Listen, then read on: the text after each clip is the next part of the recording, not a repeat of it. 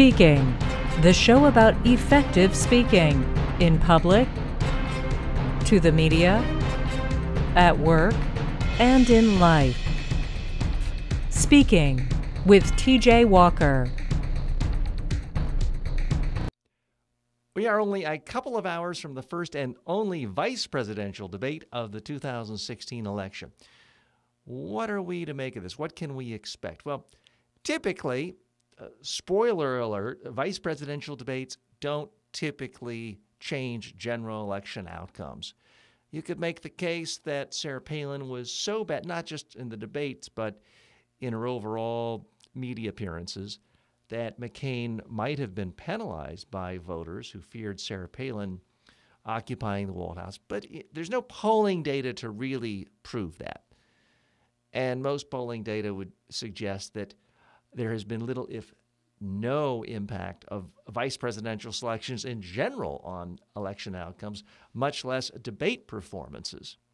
The first televised vice presidential debate happened back in 1976. Bob Dole was the running mate for Gerald Ford, and Walter Mondale was Jimmy Carter's running mate.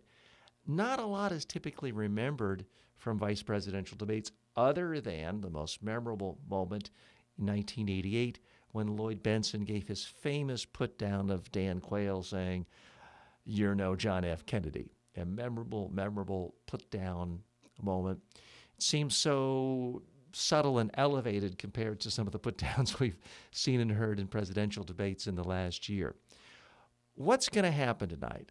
If I had to handicap this, I would say it's a much greater challenge for Mike Pence because the moderator and Tim Kaine, the Democratic nominee, will constantly be asking Mike Pence to defend some of the more egregious and outrageous comments of Donald Trump. Now, here's the challenging part. So many of the positions Donald Trump has taken are anathema to positions Mike Pence has taken his whole life. Say what you will about Tim Kaine and Hillary Clinton. It's not that Hillary Clinton has never said anything ridiculous, but there's really very little ideological difference between a Tim Kaine and a Hillary Clinton. It's going to be awfully hard for me to imagine the moderator of tonight's debate constantly trying to pin down Tim Kaine with things like, your nominee said X, most people consider that extreme, how can you defend that? Whereas it's extraordinarily easy to imagine Mike Pence doing that. So why are we paying attention? Well, for starters, even if the audience for this debate is 50, 60, 70% lower than the first presidential debate, that's still a huge audience.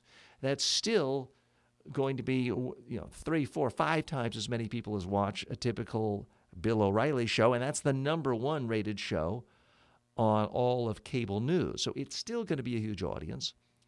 It's still a chance to really see how a couple of top-level political pros perform under pressure in the spotlight.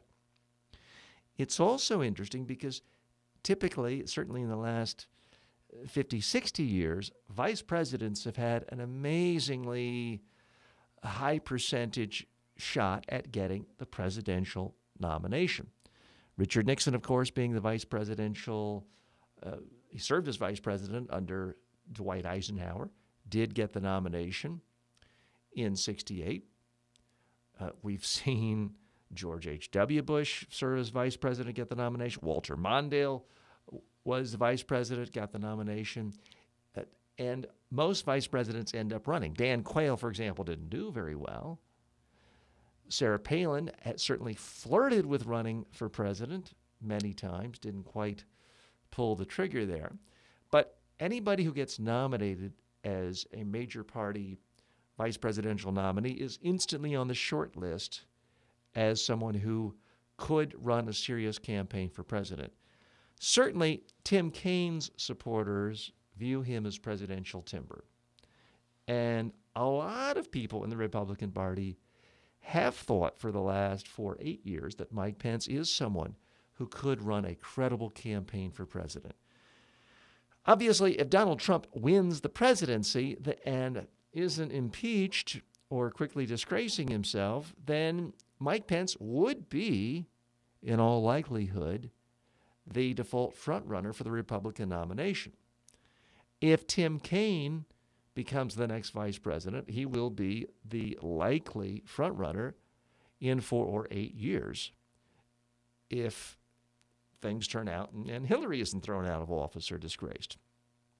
So that's why it's so important. Both of these men, in my view, are pretty strong communicators. Mike Pence has a different background from so many politicians. He wasn't just a lawyer who worked in a state law office for many years. He was a talk radio host for many years. So he is comfortable communicating and speaking in front of a microphone. Tim Kaine is someone who has been not only on a city council, but a mayor, a governor, a senator, and a national party chairman.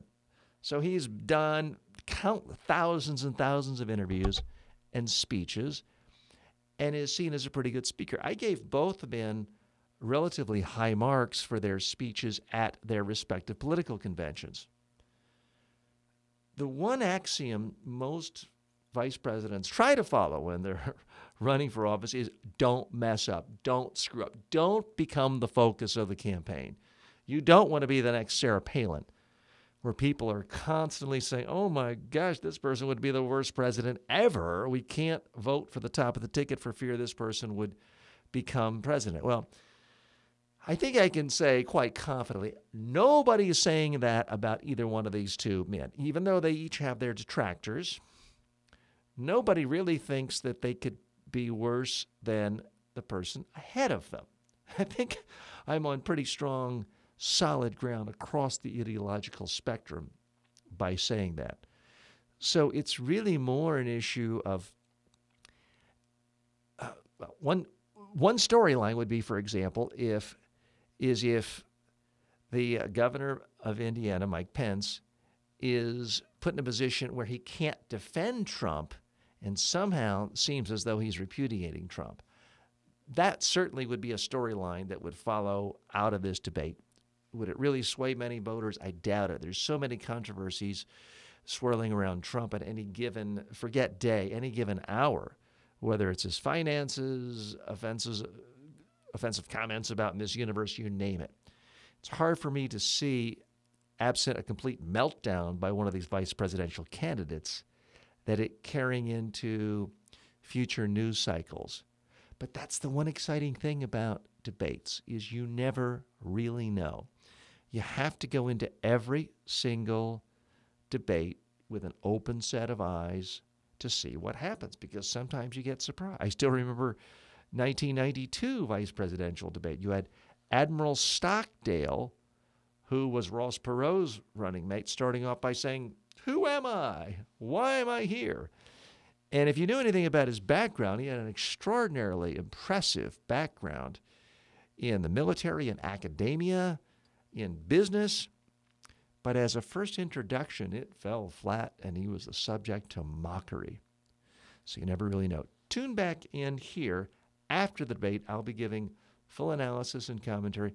Would love to hear your opinions, primarily on the basis of communication skills, not just you think somebody's an idiot or fool because you don't like their party or their politics. That's the purpose of our channel right here. I'm TJ Walker. Thanks for joining me. Please come back after the debate.